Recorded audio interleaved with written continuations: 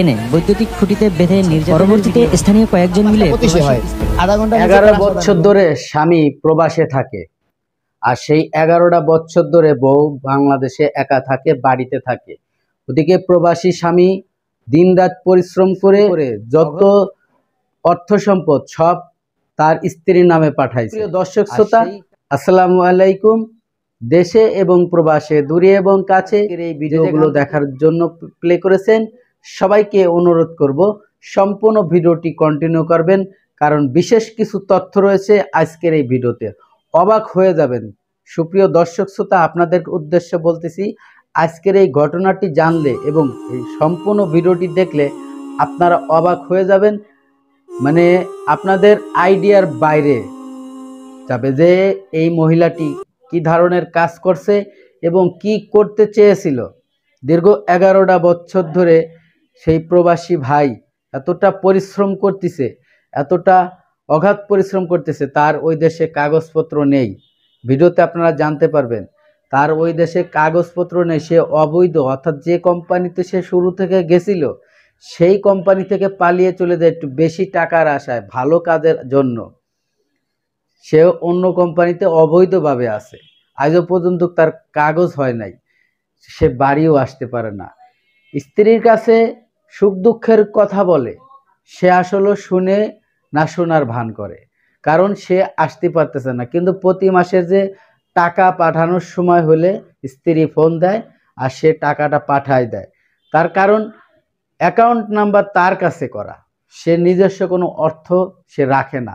আর সাধারণত প্রবাসী ভাইয়েরা তারা কখনোই স্যালারি পায়ে তাদের নিজস্ব পকেটে ব্যক্তিগত কিছু টাকা রেখে বাদবাকি টাকা বাড়িতে পাঠায় দেয়।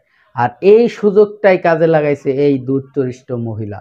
আপনারা দেখতে পাচ্ছেন একজন মহিলাকে আর একজন ছেলেকে, অর্থাৎ স্থানীয় জনগণ, বাড়ির লোকের আশেপাশে যারা আছে গ্রামের, তারা এই ঘটনাটি জানতে পারার পর তাদেরকে হাতে নাতে ধরে গরুর রশি দিয়ে বেঁধে রেখেছে কারেন্টের খাম্বার সাথে। এটা কাজটা কি ঠিক করছে না অঠিক করছে কমেন্টে জানাই যাবেন। কারণ আর এই ধরনের মহিলাদের কি বিচার হওয়া উচিত, অবশ্যই আপনারা আপনাদের মতামত কমেন্টে জানাবেন। প্রিয় দর্শক, অনেক প্রবাসী ভাইরা আমার এই ভিডিওগুলো দেখে, আমি জানি। কারণ প্রবাসী ভাইদেরকে নিয়ে যখন আমি কথা বলি, অনেক ভাই মন্তব্য করে, অনেক ভাই ভুল বোঝে। কিন্তু ভাইরে, আপনাদের দেখেন, আপনাদের সবাই খারাপ না, আপনাদের স্ত্রী ওয়াইফ সবাই খারাপ না, আপনাদের ফ্যামিলি সবাই খারাপ না।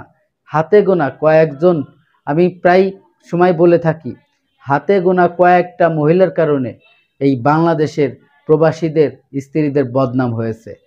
এই ধরনের মহিলা যে গ্রামে আছে তাই তাদের জন্য সেই গ্রামের বদনাম হয়েছে, চরিত্র নষ্ট হয়েছে। ধর্ম ভাই বানাইছিল, ধর্ম ভাই ঈদের দাওয়াত খেতে এসেছিল, যখন সকালবেলা এসেছিল আবার বিকেলবেলা এসেছে, সেই দাওয়াত খাইয়ে সে আর যাইতে পারে নাই। কারণ ওসিলা দিছিল বৃষ্টি, আসলে বৃষ্টি নামছিল, সেই বৃষ্টির কারণে সে বাড়ি থেকে যাইতে পারে নাই। রাত্রে বেলা ওখানে থাকার ধান্দা করে, ওখানে থাকার জন্য প্ল্যানিং করে।